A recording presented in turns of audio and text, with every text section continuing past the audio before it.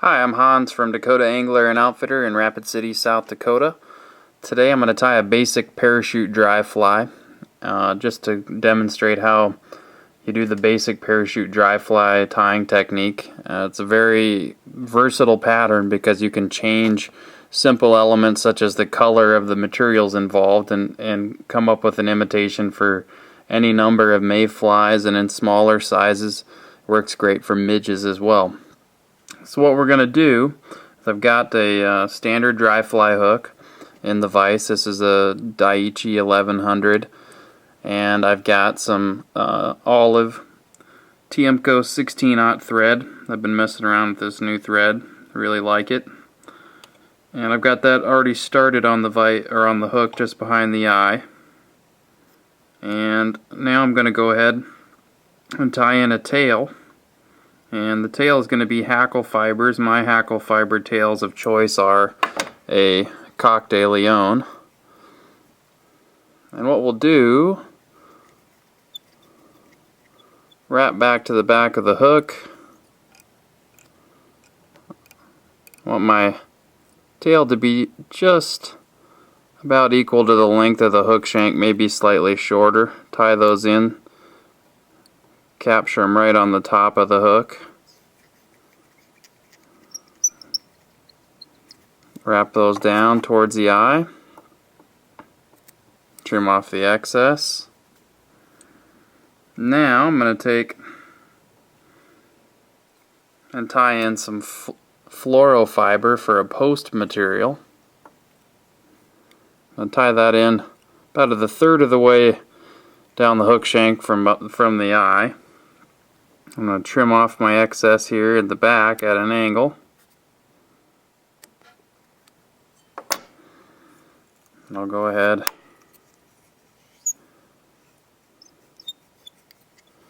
cover up those few excess fibers back at the back. Now I'll stand up my post material and throw a few wraps right in front of it to make it stand up vertical. I'm going to go, this is the actual posting part, but I'm going to wrap my thread around the base of that parachute post. Use a little bit of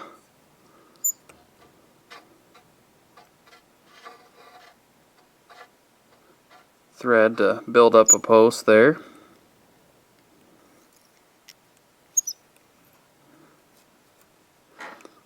Now I will take a hackle and use a dry fly saddle.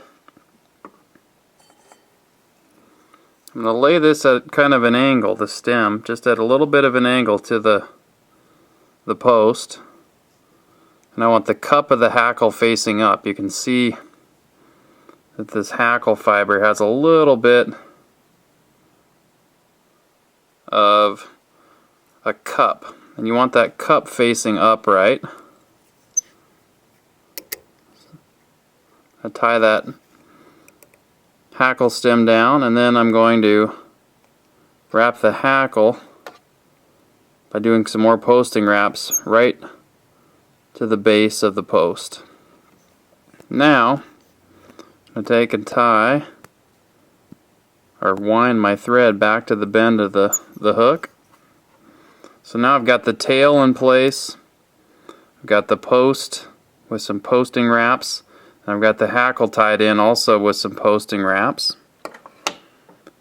Now I'm going to dub the entire body. I'm going to use an olive green dubbing here, and this will be kind of a bluing olive type parachute, but again, you can vary this to be a pale yellow dubbing if you're doing a PMD, or a sulfur color for a sulfur mayfly, or you do a light gray for a Adams.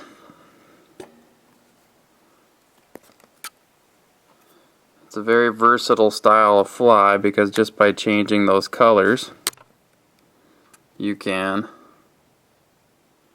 create a new fly. I'm hitting the camera with my bobbin here. I'll try to create a nice taper to my thorax, or abdomen. I'm working into the thorax now. What I'm going to do is a little bit different than you'll see somebody or some other folks do it. What I'm going to do is whip finish around the post when we're all done here. So once I've dubbed up to the post, I'm going to switch and work my way up to the eye, and then start dubbing my way back to the post, kind of covering my tracks, of covering up my thread with the dubbing.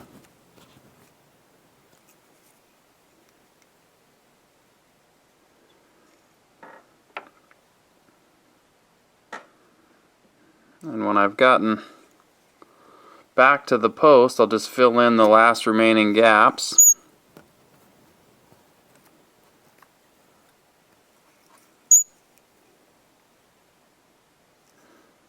Around that post area.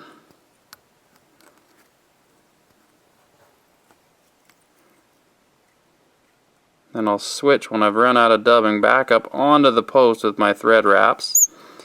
And I'm going to leave my thread on that post. Now I'm ready to wrap my hackle.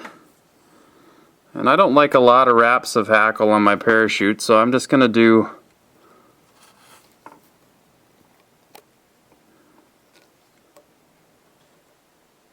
two or three wraps here, maybe 4. And then when I'm ready to tie off the hackle, remember I've got my thread wrapped around the post. I'm going to switch and go around the base of the post. You'll notice that the hackle is pulled down. The remaining hackle is pulled down. So I'm crossing over it with my thread wraps. Once I've made a few wraps around the base of the post, I've securely tied off that hackle, and I can go ahead and trim off the excess. Now, here's where I do things a little bit differently than the average person. I saw this in Oliver Edwards' book. First, trim that post down just a little bit. I can't find my whip finisher, so I'm going to have to do this with my fingers. But I'm actually going to whip finish around the base of the post. So instead of switching and whip finishing around the eye, I'm just going to whip finish directly underneath the base of the or underneath the hackle at the base of the post. So it's whip finishing on another plane rather than going around this way with my whip finish. I'm actually going to go around the post this way with my whip finish. Okay, now we're ready for that whip finish. I'm going to set it up, and I'm going to go right under the base of the post, underneath that hackle. I'd normally do that with a whip finisher, but I dug around in my mess and I couldn't find it. So there is the whip finish. I trimmed off the excess thread. Last little bit on this fly, just to make it a little durable, I've kind of switched up and I've been starting to use some head cement. I'm going to sneak a little bit of head cement at the base of that post. I'm using the Fly Tight head cement. I think it's good stuff. No toxic fumes, and it just does add a little bit of extra durability to your fly. So there's a basic parachute. You've got your post, your hackle, your tail, your dubbed body, and the nice thing about this fly, as I said, it's very versatile. It's such a good dry fly, but you can just change the color and the size of the hook and come up with a pattern that matches lots of different insects and lots of different mayfly hatches in particular. Again, I'm Hans Stephenson. We just finished tying the basic parachute dry fly. You can check out this video and more on YouTube or on our website, flyfishsd.com. And if you need the materials to tie this fly and other flies, you can buy those also at flyfishsd.com.